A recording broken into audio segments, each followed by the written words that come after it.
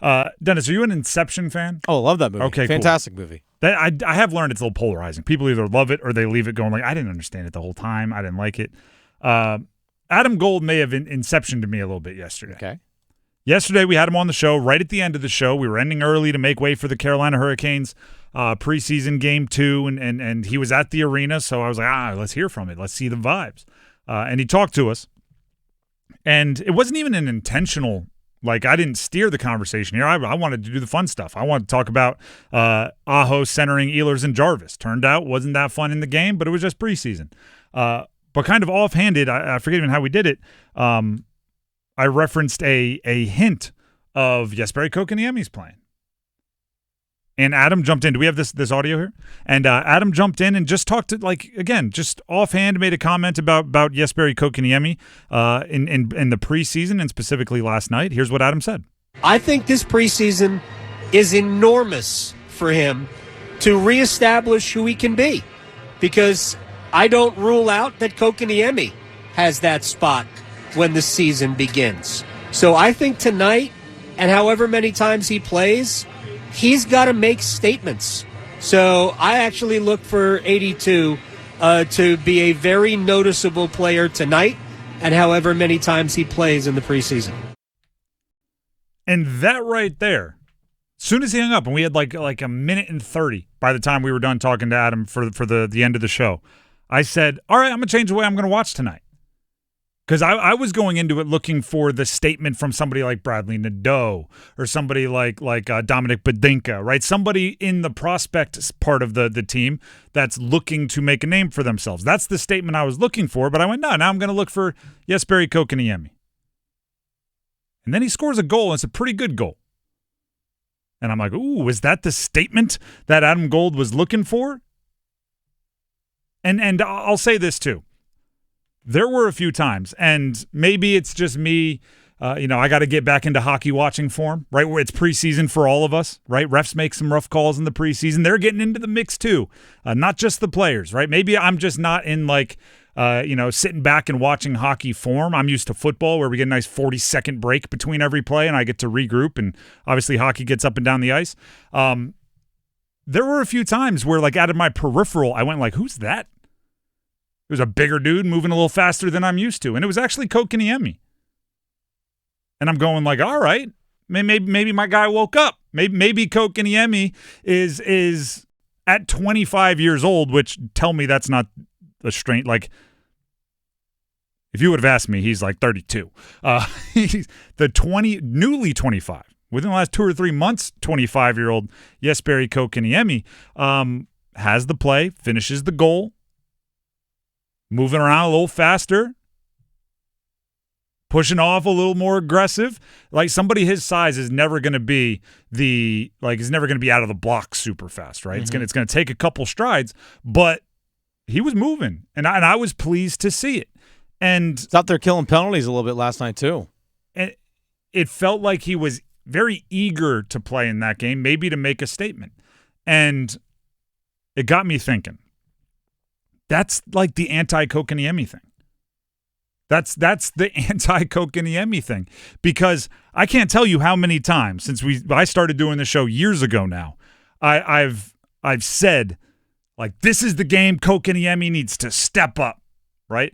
This is where the season could turn if Kotkaniemi makes a play, and he's been quiet in those situations almost 100% of the time. Not to say he never does anything good, but it's just when, like, the moment builds, right? To use another movie reference, when the score crescendos, right?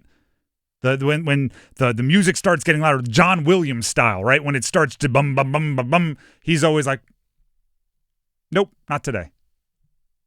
And I'm not saying last night was the biggest pressure thing. I'm not saying it was the climax of the movie. I'm not saying it was the rising action. It's still preseason, but Adam Gold put it in my brain that this preseason he needs to make a statement. And then I turned the game on, and Kotkaniemi scored. And Kotkaniemi was moving well. And Dennis brought it up. He's getting out there on special teams a little bit.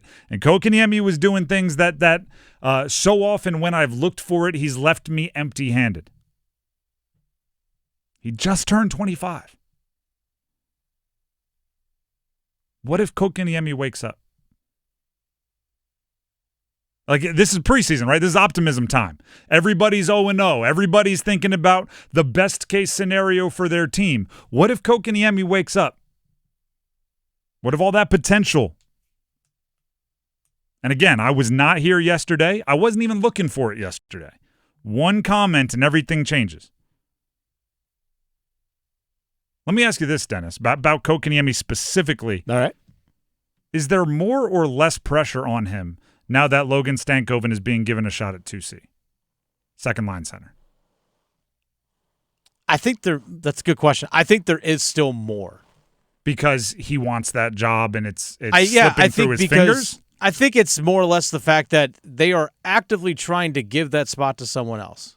Or at least trying to. Because if he had solidified that spot already, then we wouldn't be having this question about 2C for this Canes team. Probably would be feeding Logan Stankoven on the wing. Yeah, exactly. So I think, yes, there's probably even more pressure on him because now it's, look, either you got it or you don't.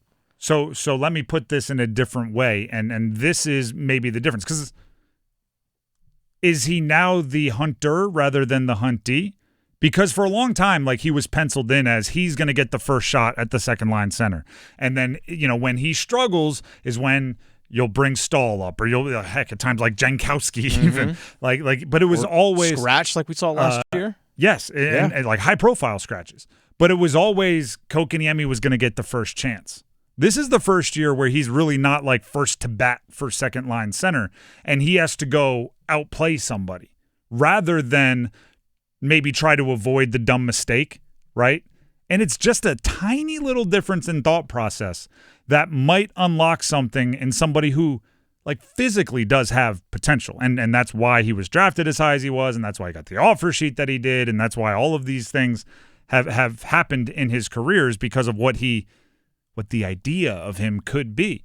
And I do think that he is and should be chasing good plays more than doing everything he can to prevent bad plays, which is just a tiny little thought process different. Because when you have the job, you're thinking, if I have a bunch of turnovers, or if I don't win these faceoffs, or if I don't they're going to pull this job from me.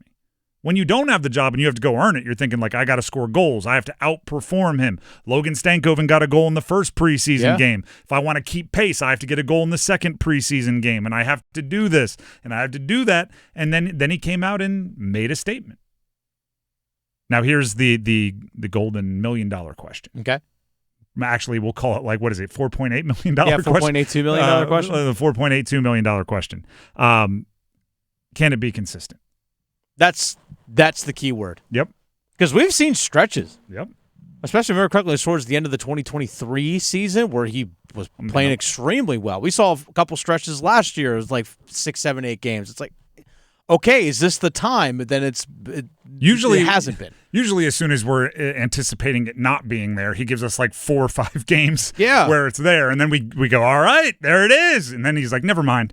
Which is why last night was interesting, because it did seem like, again, Adam did it, and I jumped on the bandwagon. We were like, let's see it. And then it showed up, which is just not my relationship with Kotkaniemi. My relationship with Kotkaniemi is, all right, let's see it. Quiet. And then, all right, never mind, forget him. Oh, now he's playing well. That's always been my relationship with him. So last night was a little different. And it's not like he hasn't played with great players. He was playing second-line center last year at the beginning of the year with Andrei Svechnikov and Martin Necas. And Martin Necas, every time he stepped on the ice, a point was scored because of the hot streak that he had to start last year.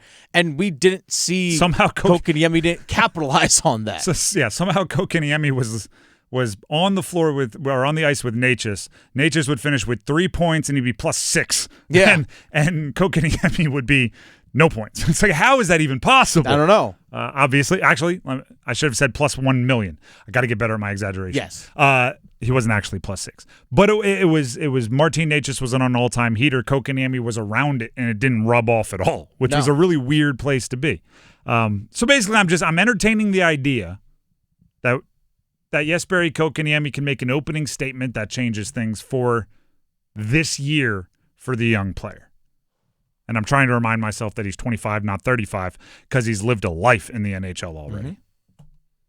Jesperi Kotkaniemi. There you go.